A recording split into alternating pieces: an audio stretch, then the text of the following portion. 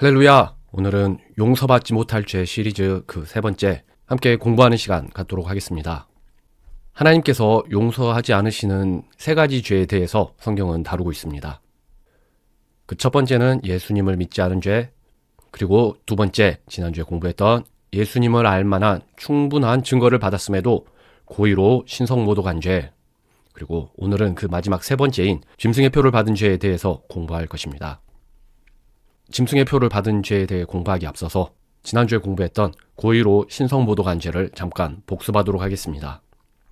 하나님께서는 예수님이 성자 하나님이시자 메시아이심을 이스라엘 민족에게 알려주시기를 원했습니다.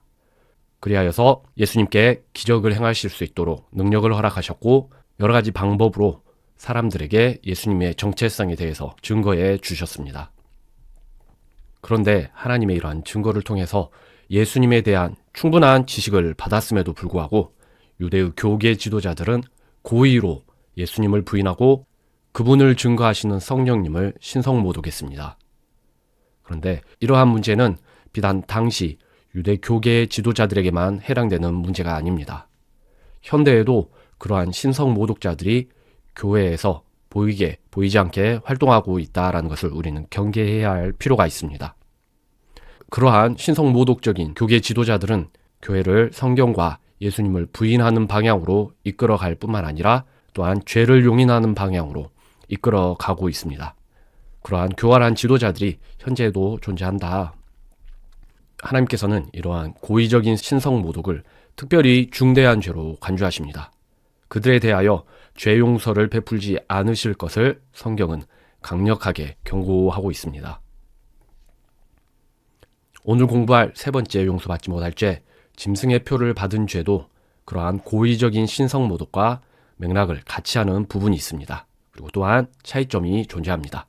앞으로 두 주간에 걸쳐서 그러한 내용들에 대해서 함께 살펴보도록 하겠습니다.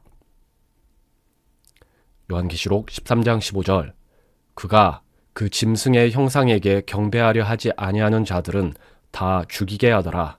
그가 모든 자 곧 부유한 자나 가난한 자나 그들의 오른손 안에나 이마 안에 표를 받게 하고 그 표를 가진 자 외에는 아무도 사거나 팔지 못하게 하더라. 성경은 짐승의 표 시스템에 참여하지 않는 자들이 아무런 거래를 할 수 없는 세상이 올 것이다 라고 예언하고 있습니다. 그런데 세상 거래에 참여하기 위해 그 기본 조건이 되는 짐승의 표를 받은 자들에게 하나님께서는 무서운 경고를 하고 계십니다. 요한계시록 14장 9절, 만일 누구든지 자기 이마 안에나 손 안에 그의 표를 받으면 바로 그 사람은 하나님의 진노의 포도즙을 마시리라. 그가 불과 유황으로 고통을 받으리니 그들의 고통의 연기가 영원 무궁토록 올라갈 것이며 낮이나 밤이나 안식을 얻지 못하리라. 짐승의 표를 받은 자들은 불과 유황으로 영원토록 고통의 저주를 받을 것이 정해진다라는 것입니다. 불과 유황은 지옥을 나타내는 표현입니다. 짐승의 표가 도대체 무엇이기에 이처럼 살아있는 자가 하나님의 확정된 저주를 받게 되는지 그 성격을 살펴볼 것입니다. 성경적 종말의 타임라인, 짐승의 표에 대해 공부하기 앞서서 짐승의 표가 강제될 시기가 언제인지를 알기 위해 성경이 제시하는 종말의 타임라인에 대해서 살펴보도록 하겠습니다.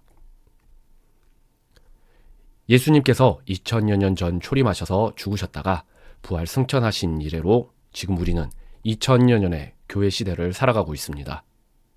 이 교회 시대가 휴거를 통해서 끝이 나면 적그리스도는 이스라엘과 여러 나라를 상대로 하는 평화 협상을 주도함으로써 전 세계에 그의 정체를 드러낼 것입니다. 적그리스도와 이스라엘이 서명하는 7년 평화 조약이 개시될 그때가 곧 7년 환란의 개시점입니다. 성경은 7년 환란 시기에 예루살렘의 유대 성전이 재건되어서 희생 제사가 재개될 것이다 라고 예언하고 있습니다. 적그리스도는 이 7년 환란 중에 3년 반이 지난 시점에 재건된 유대 성전을 더럽히고 스스로를 신으로 선포할 것입니다. 그리고 그때로부터 짐승의 표가 온 세상 사람들에게 강제로 주어지게 될 것입니다. 온 세상 사람이 하나님을 알게 될 환란의 때, 하나님께서는 환란의 때에 이 땅에 거하는 모든 자들이 분명하게 하나님의 뜻을 알 수 있도록 강력하게 그분의 뜻을 증거하실 것입니다. 하나님께서 그분의 뜻을 증거하는 방식은 크게 첫 번째로 지구에 임할 엄청난 심판을 통해서 하나님을 증거하실 것입니다. 수천 년 전부터 성경을 통해 기록되었던 그 놀라운 심판의 예언들이 사람들의 눈앞에서 성취되는 광경을 보면서 사람들은 하나님이 참으로 전지전능하신 하나님이심을 고백하지 않을 수 없을 것입니다. 그리고 두 번째, 하나님께서는 두 증인과 천사 그리고 이스라엘 민족을 통해서 그분의 왕국 복음을 증거하도록 이끄실 것입니다. 지구에 임할 엄청난 심판이 하나님을 증거하다. 짐승의 표가 강제될 시기에 이르면 이 세상의 사람들은 하나님께서 전능하신 하나님이시며 그분의 말씀이 진리인 것을 깨달아 알 수밖에 없을 것입니다. 왜냐하면 그들의 눈으로 하나님의 전능하신 심판을 목격할 것이기 때문입니다. 성경은 환란의 때에 자연계에 대재앙이 임할 것임은 물론 초자연적인 재앙이 임할 것임을 예언하고 있습니다. 자연계의 대재앙으로는 불우박에 의해서 초목이 불에 탄다든지 해수와 청수의 3분의 1이 썩어버린다든지 대기근, 대지진, 그리고 해와 달이 어두워지는 이러한 극단적인 심판이 자연계에서 이루어질 것입니다. 뿐만 아니라 초자연적인 대재앙이 사람들에게 임할 것입니다. 요한계시록 9장에서는 무저갱에서 심판의 메뚜기 떼가 올라올 것을 예언하고 있고 또한 천사가 이끄는 2억의 기병대들에 대해서도 예언을 하고 계십니다. 그날에 이 땅에 거하는 사람들은 설마 이것이 문자적으로 실제 이루어지겠냐라고 의구심을 갖던 요한계시록의 심판이 하나하나 성취되는 것을 그들의 눈으로 목격하게 될 것입니다.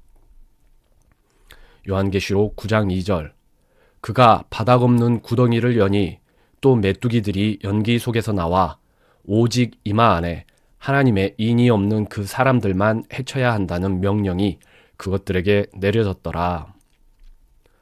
성경은 지구의 땅속 깊은 곳에 악령들의 감옥인 무저갱이라 불리우는 장소가 있다라고 가르칩니다. 무저갱은 바닥 없는 구덩이라는 뜻입니다. 현재 굳게 갇혀있는 무저갱을 하나님께서 환란 중 그분이 원하시는 때가 이르면 그 무저갱의 문을 열리도록 허락하실 것입니다. 그리고 거기로부터 심판을 위한 악한 메뚜기 떼가 온 세상으로 풀려 나올 것입니다. 요한계시록 9장 14절 큰 강 유프라테스에 묶어둔 내 천사를 풀어주라. 그 기병들 군대의 수는 2억이었으며 내가 그들의 수를 들었노라. 그것들의 입에서 나오는 불과 연기와 유황에 의해 사람들의 3분의 1이 죽임을 당하더라. 하나님께서는 유프라테스 강에 묶여있던 네 천사를 풀으실 것이다 라고 약속하고 계십니다.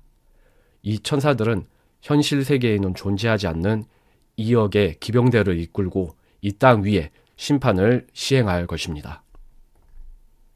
이런 엄청난 심판이 성경에 예언된 그대로 정확하게 성취됨으로써 최후의 회개를 촉구하시는 하나님의 뜻이 세상에 강력하게 증거될 것입니다. 왕국 복음이 온 세상에 전파되다.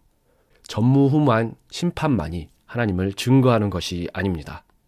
환란의 그때에는 하나님께서 하나님의 종들을 보내셔서 온 세상이 그분의 뜻을 알도록 그들을 통해 증거하실 것이기 때문입니다.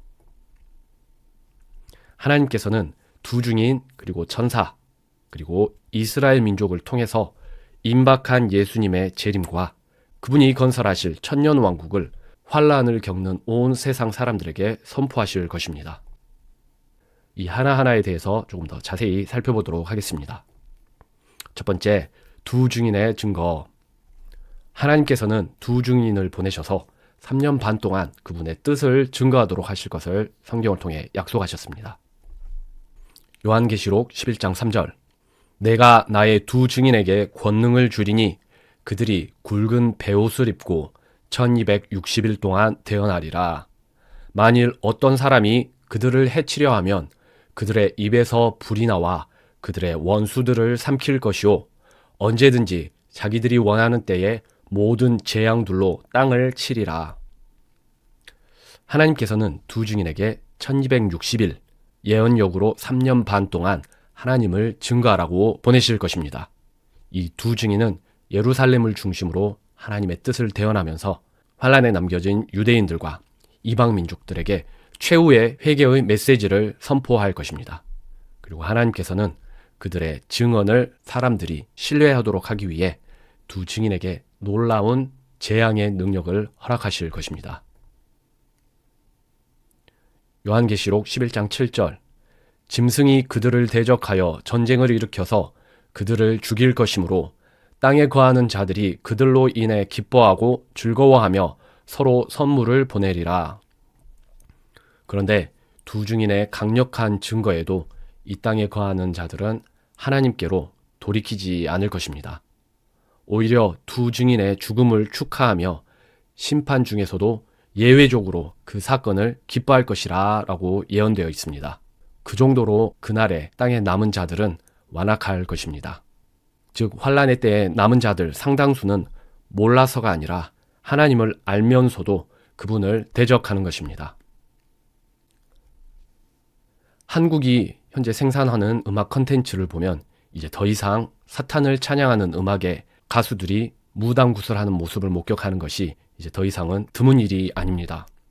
수많은 연예계의 성공자들은 부를 위해서 하나님을 대적하고 있습니다. 이들 중 하나님을 알고도 그분을 대적하는 이들도 적지 않을 것입니다. 하나님께서는 사람의 심중을 아시는 분이시기 때문에 그러한 신성 모독자들은 하나님께 약속된 대로 그들의 죄를 중하게 처리받게 될 것입니다. 환난 날이 되면 얼마나 하나님을 대적하는 일이 보편화될 것인지 우리는 현재 연예계가 돌아가는 모습을 통해서 그 모습을 미리 짐작해 볼 수 있는 것입니다. 두 번째, 천사의 증거. 하나님께서 보내신 두 증인이 3년 반 동안 하나님을 증거할 것이다 라는 점을 첫 번째에서 살펴보았고, 그뿐만 아니라 하나님께서는 그분의 천사를 보내셔서 하나님의 뜻을 증거하도록 하실 것입니다. 요한계시록 14장 6절 또 내가 보니 다른 천사가 모든 민족과 족속과 언어와 백성에게 선포할 영존하는 복음을 가지고 있더라. 그가 큰 음성으로 이르되 하나님을 두려워하고 그분께 영광을 돌리라. 그분의 심판의 시간이 왔으니 하늘과 땅과 바다와 물들의 근원들을 만드신 분께 경배하라 하더라. 하나님께서는 그분의 천사들을 보내셔서 영존하는 복음을 증거하도록 하실 것입니다. 이때 그 천사는 모든 민족과 족속과 언어와 백성에게 그 영존하는 복음을 선포할 것입니다. 앞서 두 증인은 예루살렘을 중심으로 활동을 했는데 천사는 온 세상 민족에게 빠짐없이 영존하는 복음이 증거되도록 하나님께서 하신다라는 것입니다. 그런데 이 영존하는 복음의 내용은 창조주 하나님의 심판을 인정하고 그분만을 경배하라는 것입니다. 이 역시 예수님의 재림을 앞둔 상황에서 마지막 회개의 메시지를 제공한 것이라 우리가 이해할 수 있습니다. 세 번째, 이스라엘 민족의 복음 선포. 두 증인과 천사가 하나님을 증언할 것이다 하는 내용을 앞서 살펴보았는데 그들뿐만 아니라 하나님께서는 또한 이스라엘 민족을 통해서 마지막 날에 온 세상에 복음을 증거하도록 하실 것입니다. 복음서들은 주인과 종의 다양한 비유를 활용하여서 말세를 예언하고 있습니다. 관련된 내용을 우리가 이전 시리즈인 어린 양의 혼인잔치 시리즈를 공부하면서 자세히 살펴보았습니다. 특별히 마태복음에는 주인과 종이 등장하는 4가지 비유가 기록되어 있습니다. 첫 번째 비유는 주인 대신 집안 사람들을 맡아 다스리는 종의 비유이고, 두 번째는 재림하실 신랑 예수님을 기다리는 열처녀의 비유, 그리고 세 번째는 주인의 달란트를 관리하도록 명령받은 종의 비유, 그리고 마지막 네 번째는 왕의 아들의 혼인잔치에 하객을 초대하러 보냄받은 종의 비유. 이렇게 주인과 종이 등장하는 4가지의 비유를 정리해 볼 수 있습니다. 이 비유들에서 공통적으로 주인은 예수님을 상징하는 것이고 종은 환란을 통과하는 유대인을 지칭하는 것입니다. 왕의 아들의 혼인잔치에 사람들을 초대하기 위해서 보냄받은 종의 비유를 특별히 눈여겨볼 필요가 있습니다. 이 비유에서 종은 왕의 아들의 혼인잔치에 사람들을 초대하도록 길거리로 보냄을 받는데, 이것은 환란을 통과할 이스라엘 민족이 천년왕국의 혼인잔치가 임박했음을 온 세상 이방 민족들에게 선포한 것을 비유적으로 예언하고 있는 것입니다.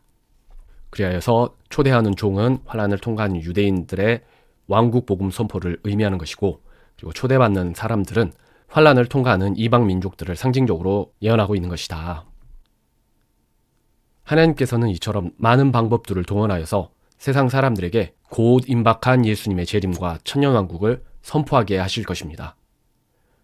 환란의 시기는 우리가 생각하는 것 이상으로 왕국 복음이 왕성하게 증거되는 시기일 것입니다. 다만 그때에 왕국 복음을 증거받게 될 많은 자들이 그 복음에 도리어 적대적으로 반응하게 될 것이라는 점이 문제입니다. 왕국 복음이 온 세상에 선포된 이후에야 끝이 있다. 마태복음 24장에서 예수님께서는 그분의 십자가형을 앞두고 제자들에게 세상의 끝날에 있을 일을 알려주셨습니다. 그 예언의 내용들 중에 중요한 한 가지는 예수님의 재림 전에 왕국 복음이 온 세상 민족들에게 전파되리라는 사실입니다. 이것은 앞서 살펴보았듯이 두 증인과 천사 그리고 이스라엘 민족을 통해 하나님께서 그분을 증거하리라 하고 예언하신 것과 일맥상통하는 것입니다. 마태복음 24장 6절, 또 너희가 전쟁들과 전쟁들의 소문을 듣겠지만 불안해하지 않도록 주의하라. 이 모든 일들이 반드시 일어나야 하되 아직 끝은 아니니라. 그때에 그들이 너희를 죽이리니 너희가 내 이름으로 인해 모든 민족들에게 미움을 받으리라. 그러나 끝까지 견디는 자는 구원을 받으리라. 왕국의 이 복음이 모든 민족들에게 증언으로 온 세상에 선포되리니 그제야 끝이 오리라. 성경은 이스라엘 민족이 다양한 전쟁과 전쟁의 소문 속에서 위협을 당할 것이다 라고 예언하고 있습니다. 그런데 그것이 세상의 끝을 의미하는 것은 아니다 라고 선을 그으십니다. 전쟁과 전쟁의 소문은 환란 전부터 쭉 있을 일인 것으로 우리가 이해할 수 있는 것입니다. 사실 우리는 이미 이스라엘을 둘러싼 전쟁과 전쟁의 소문들이 끊이지 않는 시대를 살고 있습니다. 이스라엘이 건국된 이래로 이스라엘은 수많은 전쟁을 치러왔습니다. 아랍을 위시한 전 세계가 공공연하게 이스라엘의 멸망을 목표로 하는 테러 그룹을 지원하고 있고, 그리고 그로 인한 전쟁이 끝이 나지 않는 것입니다. 하지만 이러한 일들이 예수님의 재림이 임박했음을 의미하는 것은 아니다라고 성경은 말씀하고 있는 것입니다. 참고로 아랍 세계에 비하면 이스라엘은 정말 작은 나라에 불과합니다. 아랍연합 22개국은 인구가 4억 8천만인데 비해 유대인 인구는 720만입니다. 아랍연합의 영토는 500만 제곱마일인데 반해서 이스라엘의 영토는 8,550제곱마일에 불과합니다. 이스라엘의 적들은 이스라엘과는 모든 면에서 비교가 안 되는 규모를 가지고 있음에도 이스라엘이 온 아랍을 괴롭히고 있는 것이냐, 여론몰이가 되고 있는 것이 어불성설인 것입니다.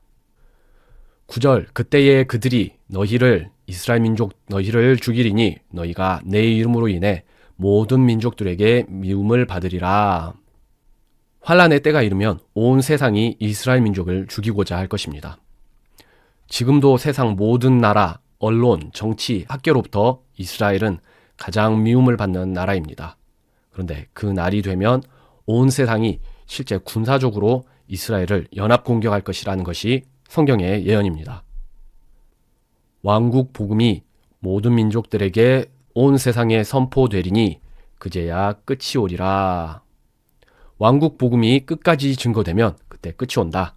예수님의 재림이 있을 것이다 라고 하여서 환란 전부터 환란 중, 환란의 끝에 이르기까지의 모든 상황들을 우리가 잘 이해할 수 있도록 예수님께서 잘 나열해 주신 구절들을 확인해 보았습니다. 이 예수님의 예언의 내용을 다시 정리해 보면 환란 전에는 이스라엘을 둘러싼 전쟁과 전쟁의 소문이 무성할 것이고, 환란 중에는 실제로 온 세상 민족이 이스라엘 민족을 학살하고자 군사를 이끌고 연합행동을 개시할 것입니다. 그리고 환란 후에 끝날에는 왕국 복음이 온 세상 끝까지 증거되고 그리고 예수님께서 재림하실 것입니다. 마태복음 24장 13절 그러나 끝까지 견디는 자는 구원을 받으리라. 왕국의 이 복음이 모든 민족들에게 증언으로 온 세상에 선포되리니 그제야 끝이 오리라. 이 구절에서 개역개정은 왕국의 이 복음, 왕국 복음을 천국 복음으로 오역하고 있습니다. 그런데 헬라어 원어는 명확하게 왕국을 표현하는 단어를 사용하고 있음에도 개역개정에서는 그것을 하늘의 의미가 포함된 천국으로 오역하고 있는 것입니다. 24장의 왕국 복음은 예수님을 믿음으로 구원받을 수 있다라는 현재 우리가 살아가고 있는 교회 시대의 천국 복음과는 다른 것입니다.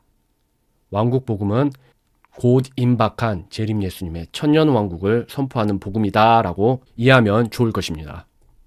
그렇기 때문에 천국 복음과 왕국 복음의 그 디테일한 의미는 다르다. 개신교계의 선교운동과 관련하여서 한 가지 짚어야 할 부분이 있습니다.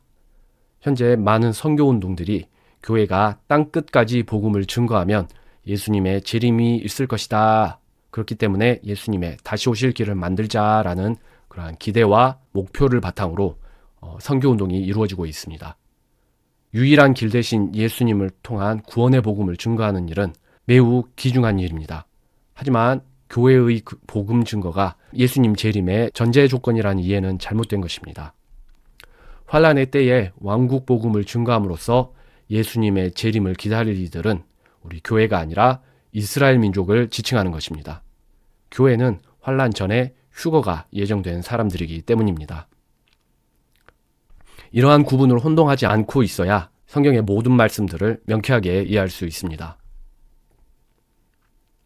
지금까지 공부한 내용을 타임라인으로 정리해 보겠습니다. 첫 번째, 예수님께서 초림하셔서 죽으셨다가 부활 승천하신 이래로 지금 우리는 2000여 년의 교회 시대를 살고 있습니다. 교회 시대는 휴거를 통해 마무리될 것입니다. 교회가 휴거되고 나면 그때로부터 적그리스도는 본격적으로 그의 등장을 준비할 것입니다. 교회의 휴거 이전부터 이미 이스라엘은 전쟁과 전쟁의 소문으로 인해 혼란 속에 있을 것입니다. 현재 이미 혼란 속에 있습니다. 이스라엘의 그러한 혼란은 7년 환란이 시작될 때까지 쭉 이어질 것입니다. 이러한 상황 속에서 적그리스도는 위기 속에 있는 이스라엘을 주변 여러 나라들과 협상을 맺도록 실력을 발휘할 것입니다. 이스라엘 민족이 적그리스도의 주도하에 7년의 평화 조약에 서명함으로써 7년 환란이 개시될 것을 성경을 통해 확인할 수 있습니다. 성경은 7년 환란 시기에 예루살렘의 유대 성전이 재건되어 희생 제사가 재개될 것이다 라고 예언하고 있습니다. 적그리스도는 7년 환란 중 3년 반이 지난 시점에 이 유대 성전을 더럽히고 스스로를 신이라 선포할 것입니다. 그때로부터 온 인류를 대상으로 적그리스도는 짐승의 표를 강제하는 일이 본격화될 것입니다. 하나님께서는 7년 환란 중에 두 증인과 천사 그리고 이스라엘 민족을 통해 최후의 왕국 복음을 전파하셔서 온 세상 사람들이 회개를 원하시는 하나님의 뜻을 알 수 있도록 하실 것입니다. 그렇게 왕국 복음의 전파가 끝이 나고 예수님께서 약속하신 대로 재림하실 것입니다. 다니엘서 9장 27절 그가 많은 사람과 한 일해 동안 언약을 확정할 것이며 현재 이스라엘을 둘러싼 전쟁과 전쟁의 소문이 끊이지 않는 상황입니다. 이런 상황에서 트럼프는 이스라엘을 포함한 많은 국가들이 다자간 평화 조약에 서명하도록 하는 일에 지속적으로 열성을 보이고 있습니다. 2020년에 그가 주도했던 아브라함 협정이 그러하고 그리고 지금은 가자 평화위원회를 주도하고 있습니다. 그런데 다니엘서 9장 27절은 즉 적그리스도가 많은 사람, 이스라엘을 포함한 다자간에 한 일해 동안 7년 동안의 협정을 확정할 것이다 라고 예언하고 있습니다. 트럼프는 초임 당시부터 아브라함 협정 그리고 이번에는 가자 평화위원회까지 지속적으로 이스라엘을 둘러싼 평화협정을 주도하고 있는 중입니다. 미래에 적그리스도가 등장한다면 적그리스도가 행할 법한 일들을 트럼프가 주력하고 있다라는 점에서 트럼프의 행보는 성경 예언의 관점에서 매우 관심 있게 지켜볼 필요가 있습니다. 짐승의 표의 의미, 이 땅에 거하는 모든 자들은 하나님의 심판을 통해서 최후의 회개를 촉구하시는 하나님의 뜻을 명확하게 깨닫게 될 것입니다. 그러함에도 불구하고 환란을 거칠 많은 사람들이 하나님을 거역하고 짐승의 표 시스템에 참여할 것입니다. 짐승의 표의 의미, 성경을 통해서 짐승의 표의 4가지 의미를 다음과 같이 확인해 볼 수 있습니다. 첫 번째, 짐승의 표는 말세 금융 시스템의 유일한 본인 인증 수단이다. 두 번째, 짐승을 신으로 섬기겠다는 종교적 선언이다. 그리고 세 번째, 짐승의 종이라는 소유물이라는 법적 선언이다. 그리고 네 번째, 생물학적인 인간성 상실과도 연관성이 있다. 다음 시간에는 짐승의 표를 받는 자들이 왜 즉각적인 정죄를 받을 수밖에 없는지 그 이유에 대해서 함께 공부하는 시간을 가질 것입니다. 오늘 공부한 내용들을 퀴즈로 정리해보면서 오늘 공부를 마무리하도록 하겠습니다. 1번, 7년 환란 때에 하나님께서는 온 세상에 하나님의 뜻을 증거할 이들을 보내실 것이다. 이들은 누구인가? 7년 환란 때에 하나님의 뜻을 증거할 세 그룹이 있는데 그들은 누구인가? 정답은 두 증인과 천사 그리고 이스라엘 민족. 2번, 복음서의 많은 비유들에서 예수님은 주인, 왕의 모습으로 등장한다. 그 비유들에서 주인을 섬기는 종으로 등장한 이들은 누구를 뜻하는가? 복음서의 주인, 종 비유에서 종은 누구를 지칭하는 것인가? 정답은 환란을 통과할 이스라엘 민족. 그리고 3번, 하나님께서는 7년 환란 때에 이 세상 사람들에게 하나님의 뜻을 알 수 있게끔 충분히 많은 증거를 주시는가? 하나님께서 심판을 거치는 사람들에게 그분의 뜻을 알 수 있도록 충분히 많은 증거를 주시는가? 정답, 하나님의 뜻을 알지 않을 수 없게끔 다양한 방법과 심판과 증거를 통해서 그분의 뜻을 증거하신다. 4번, 이스라엘을 둘러싼 전쟁과 전쟁의 소문은 끝을 알리는 징조인가? 정답은 끝을 알리는 징조가 아니다. 아직 끝은 아니니라 라고 예수님께서 말씀하셨습니다. 5번, 환란의 시기에 온 세상 민족으로부터 공격을 당할 민족은 어떠한 민족인가? 환란 때에 온 세상으로부터 군사적인 공격을 당할 민족은 정답은 이스라엘 민족. 6번, 예수님께서는 그분의 재림 전에 온 세상에 이것이 전파되리라고 약속하셨다. 이것은 무엇인가? 예수님의 재림 전에 온 세상에 전파될 이것은 무엇인가? 정답은 왕국 복음. 한 주간 진리 가운데서 성장하며 순종의 열매 맺는 한 주 되시기를 기도합니다. 감사합니다.